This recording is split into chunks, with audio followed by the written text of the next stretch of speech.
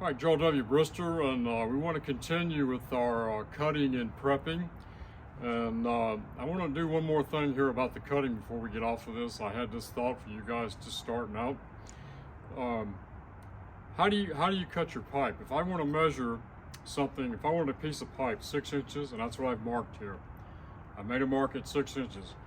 How do I set this torch up so I come out with 6 inches? The average person, if you didn't know anything, you would just bring this torch up here, maybe put it on the center of this mark, and that would be wrong. You would come out about 3/16 inches too long. Why? Well, I'll show you why.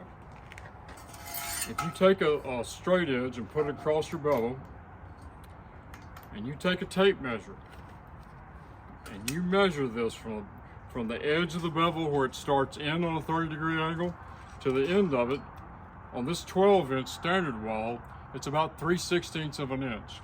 So there's about 3/16 of an inch here difference. So what you do, it's an old trick that was taught to me, and welders know it. There's two tricks really.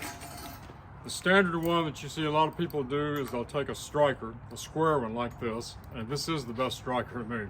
They have the old-timey ones that have the round cup to catch acetylene, and they don't do as well. It's always jumping out. You can't put enough pressure against the flint. This is good for a lot of things. It's also good, I said, you don't want to tighten these things too much. You can use it for a wrench, and it's just enough, okay, on your aluminum fittings so you don't strip them.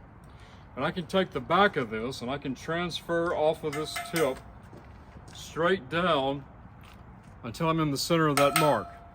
Now when you make a mark, you don't make one like a straight line because you'll be all squiggly. In all carpentry pipe work, you make a crow's foot. And the center of that mark for your dimension is at this point. That's how we find it.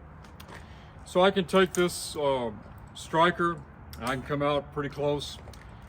But you know, when you're taught something, you like it. I just like this better. I was taught this years ago for fabrication. I put me a quarter right here. I like this better because the striker gets up here a little bit where this neck starts to come up. So it's not quite as accurate. It's plenty accurate for normal people, but as perfectionists, it makes me crazy a little bit. So I was taught to use a quarter. The quarter is down here where it's not necked, and so I get a more accurate reading. So on the back side of this quarter is hitting that crow's foot, then that's where you need to be. Why? Because you remember this tip has a blowhole in the center. And when it travels through this thickness on that angle, your pipe's going to come out right. For downhill welding, it's a 30-degree bevel. And it's going to be a 30-degree bevel when you set this, but when I was inspecting, I had these tools.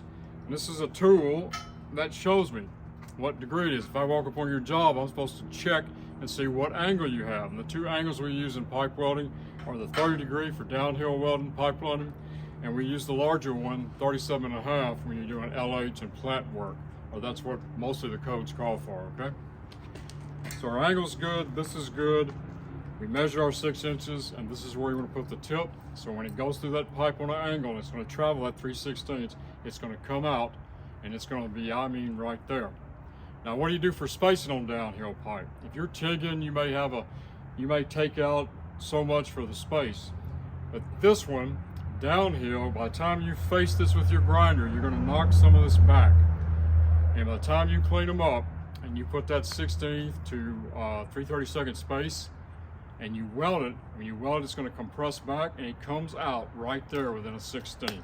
I'm Gerald W. Brister, and it's pipe cutting tool.